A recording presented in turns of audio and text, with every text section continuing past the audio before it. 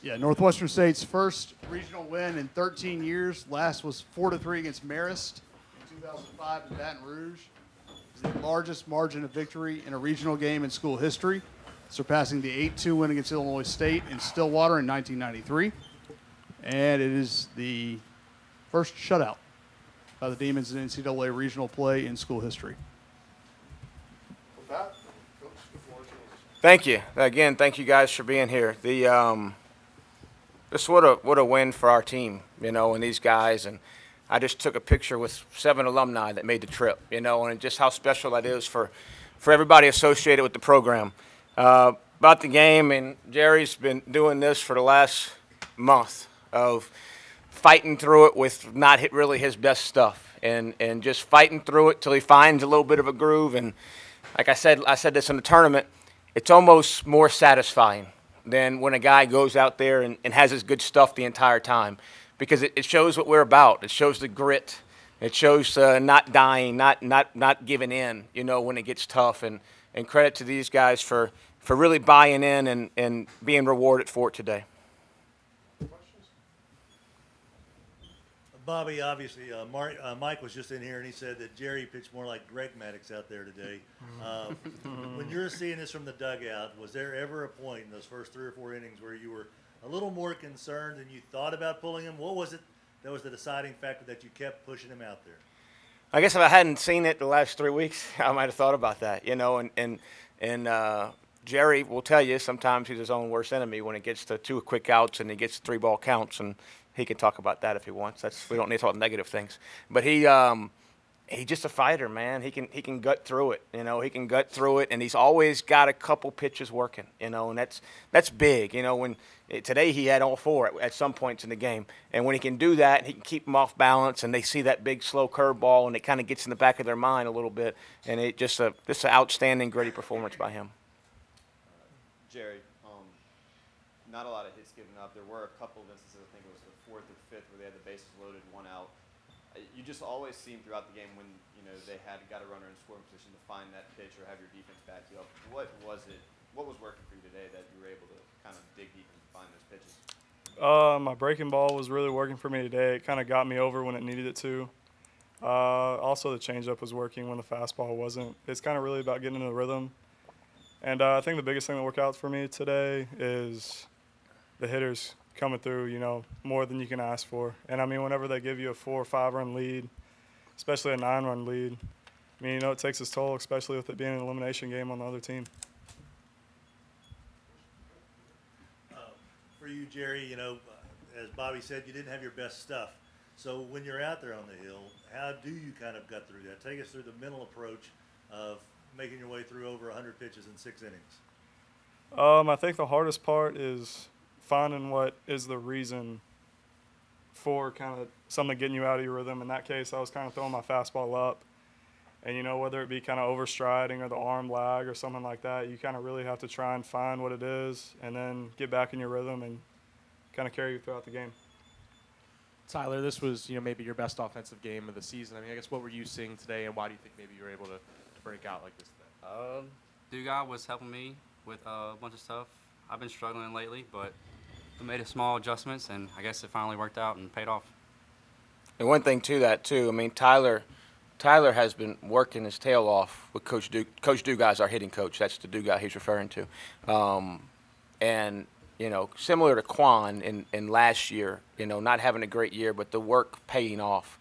And it's just so gratifying to see when he's putting in all that work and that extra work and making swing adjustments to have a performance like he did today. I told him if he changes his swing at any point in his career that I'm going to punch him from here on out. So we're not going to do any more.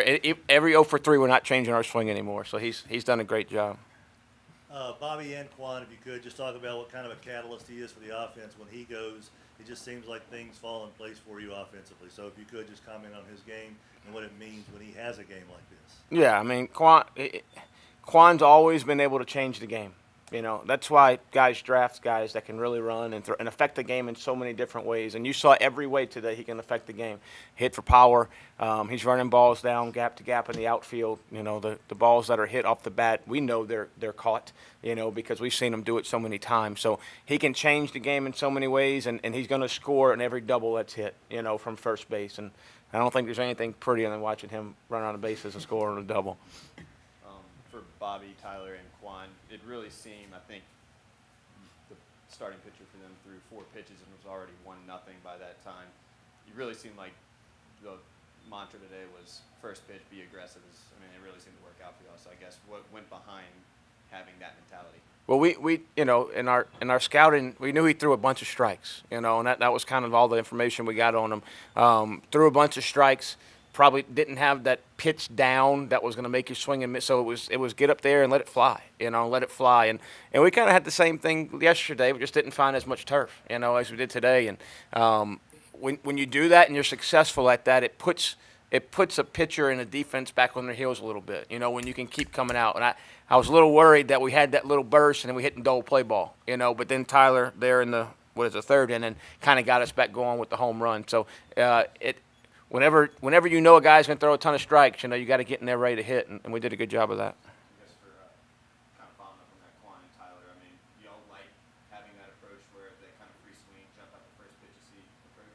I mean, yeah, I enjoy being able to get my hacks off and be aggressive as a hitter. I mean, who doesn't? When the coach goes, hey, he throws a lot of strikes, it gives you kind of a confidence as a hitter. Like, oh, I'm going to go in there, I'm going to have fun at the plate right here and try to do some damage. Goes back to what Quan said. I mean, it gives you a little more confidence knowing that he fills up the zone and it's not all over the place, and you just get on that first pitch and get after it. Are you kind of jealous to see the 5th run knock you off of your bat? Did you get the first score? Nah, it's a team sport. For the players, just as Pugh was mentioning, all the kind of landmarks and that have been achieved today with the shutout and first win in 13 years.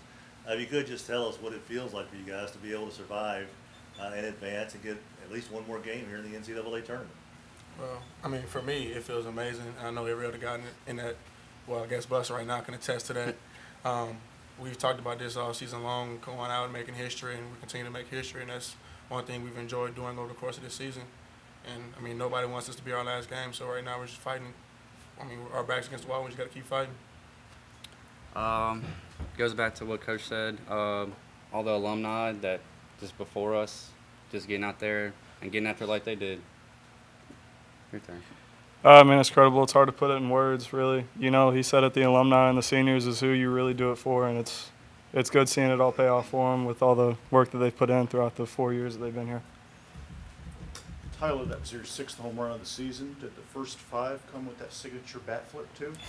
Oh, I wouldn't say. It came off the bat real good, and I guess I just pimped it. I don't know, just a reaction sometimes. We don't teach the bat Yeah, we flip don't do in that. practice.